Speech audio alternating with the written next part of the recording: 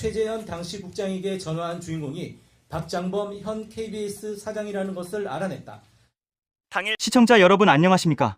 뉴스 한입의 박한입입니다. 그럼 오늘의 뉴스를 시작하겠습니다. 1년 전 대한민국을 뒤흔들었던 12.3 내란. 그날 밤의 기억을 떠올려 보시겠습니까?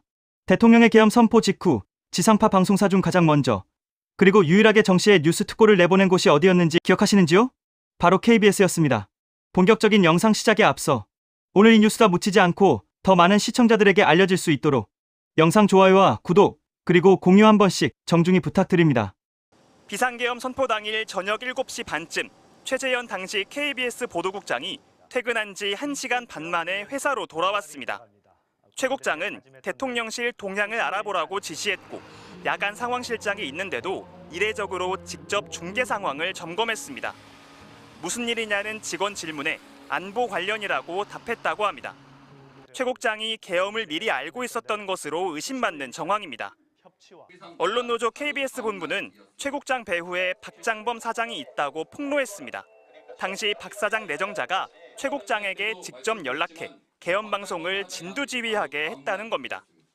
최재현 당시 국장에게 전화한 주인공이 박장범 현 KBS 사장이라는 것을 알아냈다. 당시에도 어떻게 저렇게 빨리 준비했지? 라는 의혹이 무성했는데요. 최근 그 의문의 조각들이 하나둘 맞춰지고 있습니다. 그 중심에 현재 KBS 수장인 박장범 사장이 있었다는 구체적인 폭로가 나왔습니다. 내란의 전야, 공영방송과 용산 사이에는 어떤 일이 벌어졌던 걸까요? 사건은 내란 당일 저녁으로 거슬러 올라갑니다. 당시 박장범 사장은 정식 취임을 일주일 앞둔 내정자 신분이었습니다. 방송법상 편성이나 보도에 관여할 아무런 법적 권한이 없는 상태였죠. 그런데 언론노조 KBS 본부의 폭로에 따르면 박 내정자가 당시 보도국장에게 직접 연락해 계엄 방송을 준비하도록 지시했다는 겁니다.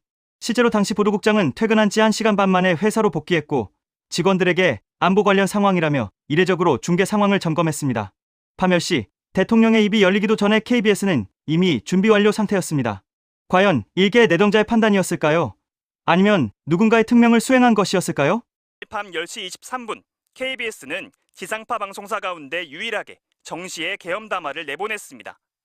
안녕하십니까. KBS 뉴스 특보입니다. 윤석열 대통령이 대국민 특별담화를 발표합니다. 지금 대통령실 연결합니다.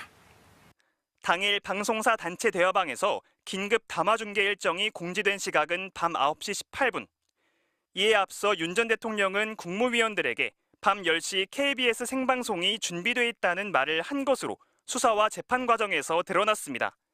누군가 KBS의 방송 준비 상황을 용산에 보고한 것으로 의심되는 대목입니다.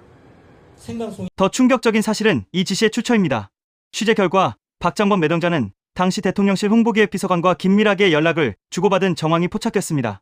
용산의 의중이 박 내정자를 거쳐 KBS 보도국으로 실시간 배달된 셈입니다. 윤석열 전 대통령은 국무위원들에게 밤 10시 KBS 생방송이 준비됐다고 미리 언급한 것으로 알려졌습니다. 누군가 KBS는 준비됐습니다라고 보고를 올렸다는 뜻입니다. 공영방송이 국민의 재산이 아닌 내란 세력의 도구 전락했던 결정적 증거입니다. 하지만 경찰은 사전에 몰랐다는 이들의 진술만 믿고 최근 무혐의 결론을 내렸습니다. 국민이 납득할 수 있는 결과일까요? 생방송이 가능합니다. 라는 것을 어떤 경로를 통해서 누가 윤석열에게까지 전달을 했을까? 저희는 그것이 핵심이라고 봅니다. 당시 박장범 사장은 취임을 일주일 앞둔 내정자 신분이었습니다. 방송과 편성과 관련해 아무런 권한이 없는데도 보도 책임자에게 연락해 개입했다면 직권남용에 해당될 수 있습니다. KBS는 박 사장이 직접 전화했다는 의혹에 대해 사실과 다르다며 특검과 경찰에서도 사실로 밝혀진 바 없다고 해명했습니다. 언론노조 KBS 본부는 수사 결과를 검토한 뒤 박장범 사장을 추가 고발할 계획이라고 밝혔습니다. 권한 없는 자가 방송에 개입한 직권남용이자 방송 편성의 독립성을 보장한 방송법을 정면으로 위반한 중대 범죄입니다. 더 나아가 국민을 기만하고 내란을 선동한 공범이라는 비판에서도 자유로울 수 없습니다. KBS 측은 사실무근이라며 강력히 부인하고 있지만 내부 구성원들은 추가 고발을 예고하며 진실 규명을 외치고 있습니다. 공영방송의 심장부에서 벌어진 이 수상한 공조의 끝은 어디일까요? 방송은 권력의 소유물이 아닙니다. 특히 공영방송은 국가적 재난이나 위기 상황에서 국민을 지키는 최후의 보루여야 합니다. 12.3 내란 그날 밤 KBS가 지켰던 것은 국민의 알 권리였습니까? 아니면 권력자의 아니었습니까? 진실은 아직 베일에 쌓여 있지만 국민의 눈은 속일 수 없습니다. 이 사건이 어떻게 결말 맺는지 끝까지 지켜봐야겠습니다. 여러분은 이번 사태를 어떻게 보십니까? 오늘 준비한 소식은 여기까지입니다. 살아있는 경제 뉴스로 다시 찾아뵙겠습니다. 시청해주신 여러분 고맙습니다. 영상 정말 열심히 준비했습니다.